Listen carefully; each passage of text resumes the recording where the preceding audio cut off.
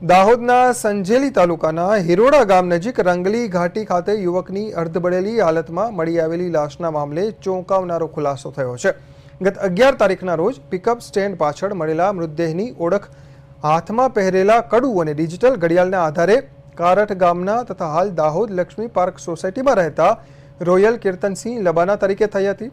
Police તપાસમાં ખુલ્યું છે કે મૃતકનો સગો ભાઈ અક્ષય લબાના અને તેના મિત્ર મોહમ્મદ તોસીફ શેખ સહિત અન્ય એક મિત્રએ ગાડી આપવાના બહાને રોયલને અલ્ટો કારમાં બેસાડી લઈ ગયા હતા। તારીખ 10/12/2025ના રોજ લીંબડીથી કરંબા જતા માર્ગ પર ગળું દબાવી તેની હત્યા કરવામાં આવી હતી। હત્યા બાદ પુરાવાનો નાશ કરવા માટે મૃતદેહને રંગલી ઘાટી પાસે ફેંકી દઈ તેના પર જ્વલનશીલ પદાર્થ છાંટી સળગાવી દેવાયો હતો। પોલીસે ફોરેન્સિક તપાસ બાદ મૃતદેહ પરિવારને સોંપ્યો છે। હાલ પોલીસે મૃતકના ભાઈ અક્ષય લબાના અને મોહમ્મદ શેખને ઝડપી લઈ કાર્યવાહી હાથ ધરી છે, જ્યારે અન્ય ફરાર શખ્સની શોધખોળ શરૂ કરી છે। મરણ જનાર છે તેને હાથમાં કડું પહેરેલું હોય અને જમણા હાથે ફાસ્ટેગની ઘડિયાળ પહેરેલી હોય। તે અનુસંધાને હ્યુમન સોર્સ અને ટેકનિકલ સોર્સનો ઉપયોગ કરી આ જે મરણ જનાર છે એની ઓળખ રોયલ કીર્તનસિંહ લબાના મૂળ રહેવાસી કારઠ અને હાલ રહેવાસી ગોદી રોડ દાહોદનું હોવાનું પ્રસ્થાપિત થયેલું।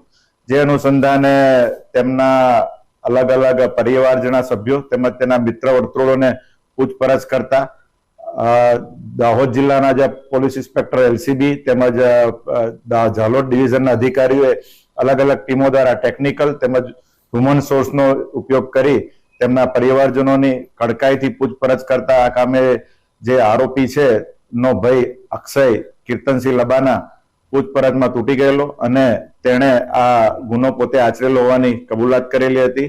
સંજેલી ખાતે જે યુવકની અર્ધબળેલી જે મૃતદેહ મળ્યો હતો તેનો પોલીસે જે છે આરોપી ઝડપી પડ્યા છે કે હત્યા જે છે તે યુવાનની પોતાના ભાઈ દ્વારા અને પોતાના મિત્રો દ્વારા કરવામાં આવી હતી।